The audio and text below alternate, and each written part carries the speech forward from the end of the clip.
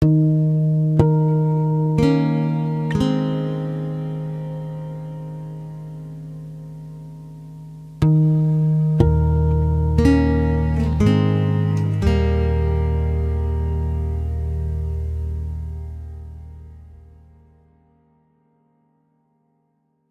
method is the Alpha Echo India Oscar Uniform method, AEIOU method, and it comprises, or it's visualized here in forms of 5 swim lanes: one for the storyline, the activities A, the environments E, the interactions I, the objects O, and the user U. And the method is designed to structure or analyze complex real-life process, and it's mapping with the required environments, interactions, objects, and also to show how or what user it's relevant for. So, to give you a very simple example before we go to the car parking experience, imagine a vending machine. A user approaches a vending machine, and the environment for the vending machine is sort of a cellular network or a wireless network, which enables the vending machine to recognize the user in some way by user data. So the interaction is recognizing the user and providing a greeting to the user, saying, "Hello, my friend." The user in that case can be anyone. The object in question is the user interface, maybe illuminating the whole product range of the vending machine. As the second step, just to illustrate how that goes on, the user selects a product.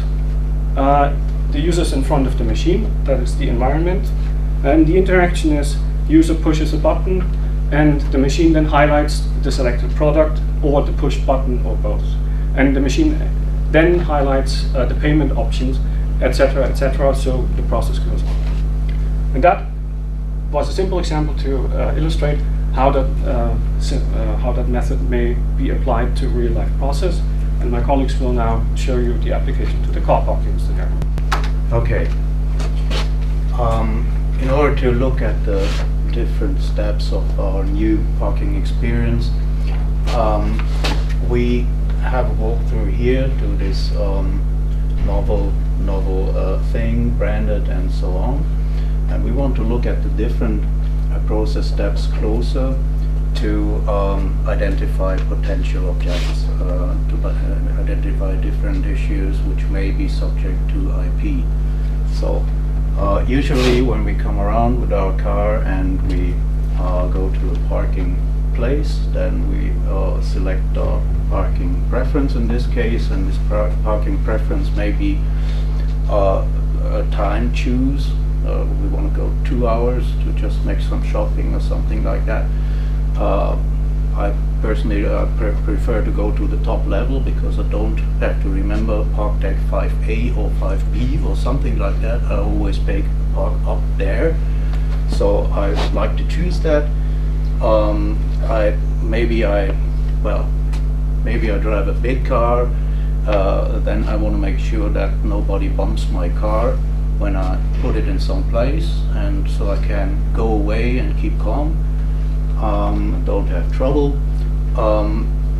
And maybe I look for a specific place to park close to the entrance, or in case of a cheap place back down the line somewhere. So this is due to my preferences, and this selection I may do it with a smartphone handheld or something with a knob pressing or so. This preference is communicated in the next step, and we are also identified. This identification in the third step is crucial to guiding us to the preferred parking space.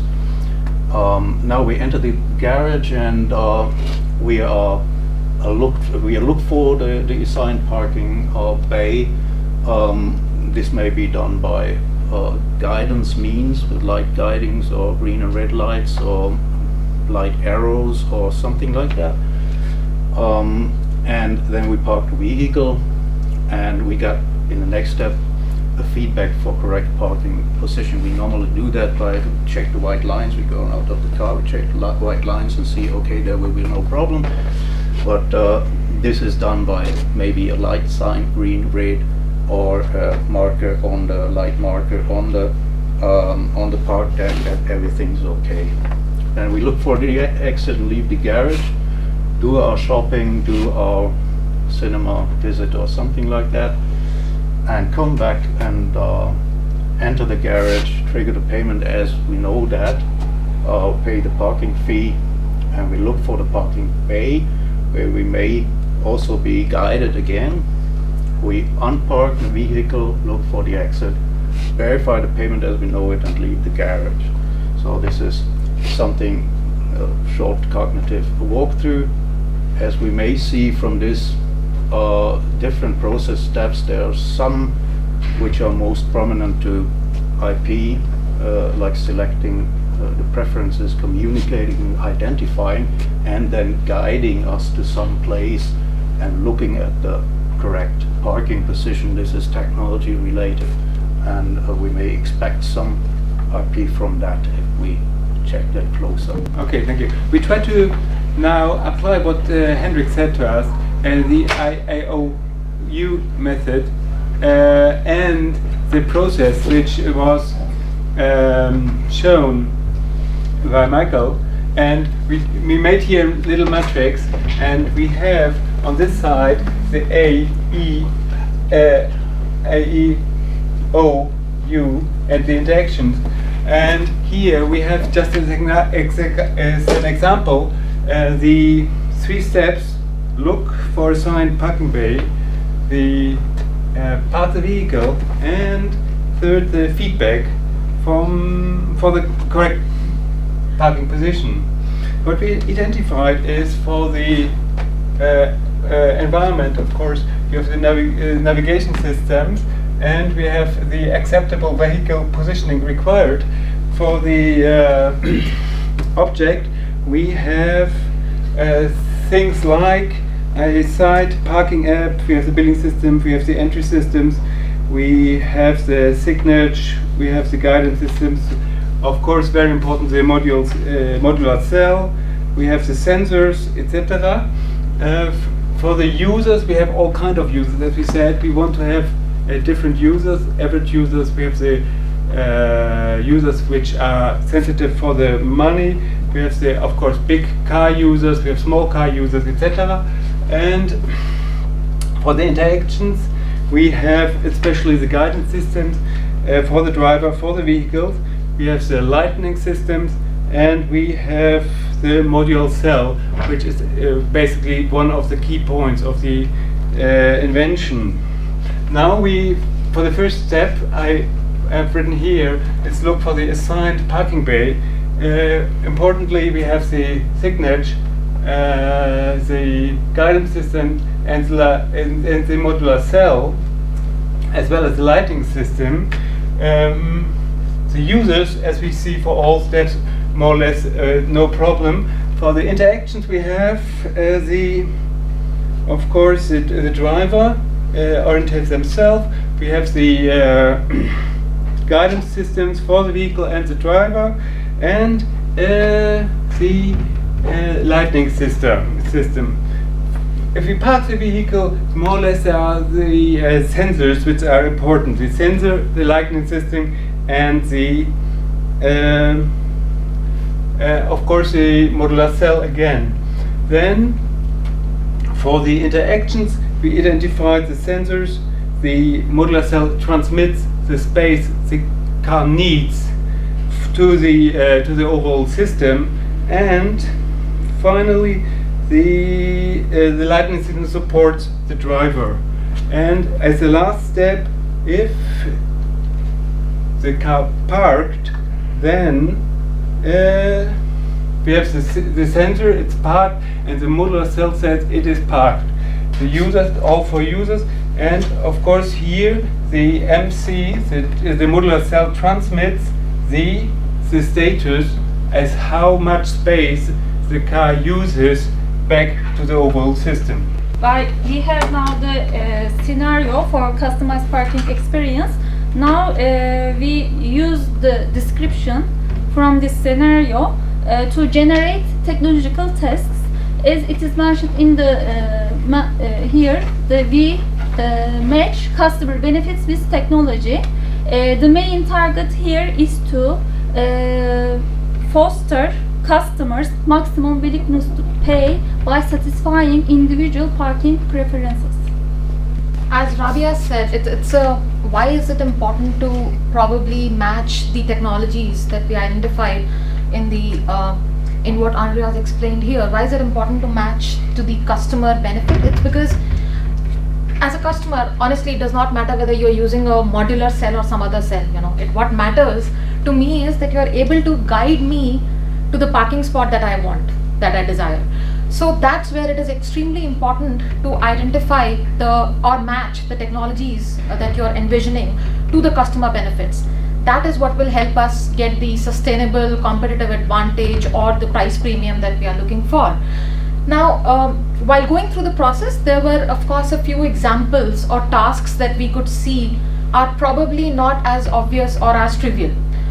Some of the examples being recording users' parking preferences. I mean, for someone like me, it's always fantastic to get a parking spot near the elevators, because I love shopping, but I love dragging those bags after, and it seems like that my car is parked at the farthest end of the earth. So for me, it's always best to probably have something around the elevators, and so that could be, if I can register that and if I can be guided to something like that, it's fantastic. As a customer, I'm very happy.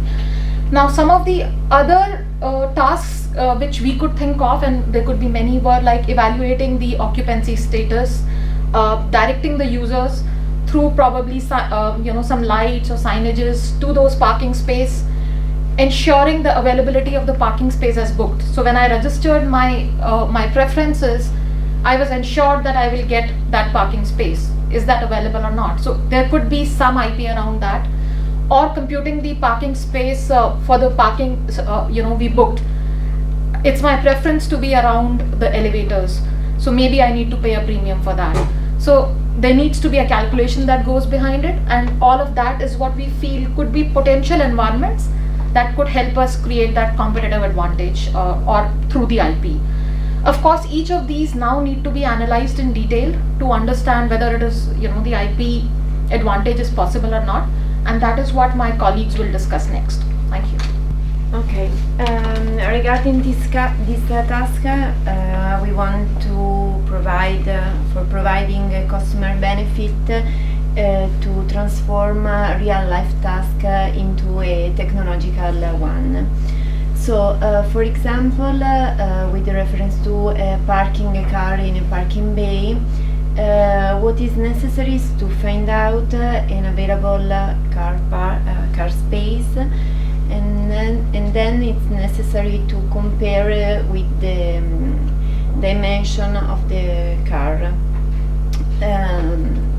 Another task, a technological task, could be determine the perfect position for the car, because what is necessary is to optimize the use of the space, and then to define which are the car space that are customized, and then providing assistance with the parking process on the wall.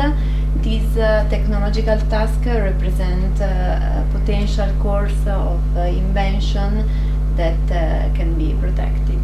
So as Hendrik mentioned at the very beginning, we're getting closer to what we might want to patent. So we've identified some innovation or invention cores here, and we will look at one in a little bit more detail on the next slide. So, identifying alternative technical solutions. Here's our innovation core, marking out the customized parking space. So we ask ourselves, how do we do this? How do we achieve this? What kind of technical problems are there? So, key aspect of our presentation, our solution, is this variable parking space marking. Here, what does this require? we need space requirements, display marking, and so forth. So if we focus on display marking for the sake of brevity, we go down here. What does display marking entail? This kind of solution requires a mechanical option or an optical option, or perhaps inside the vehicle option. So again, we look mechanical. What does mechanical entail? Variable limitation bars, variable partition walls, sound a bit expensive to me. Optical projection system, floor surface changing color. These are interesting examples of optical potential solutions. Of course, it's useful at this stage to look at the prior art. Has projection system technology been used in this particular application before?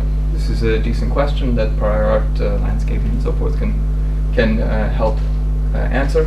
And of course, the question is, what do we want to patent? And perhaps we want to patent, depends on how much money we have. Maybe we want to patent all of these things. Will we implement all of these things? Of course not. Maybe optical projection system is the best solution that we will implement, but it's a good idea to have floor surface changing colors also patented to prevent others from entering our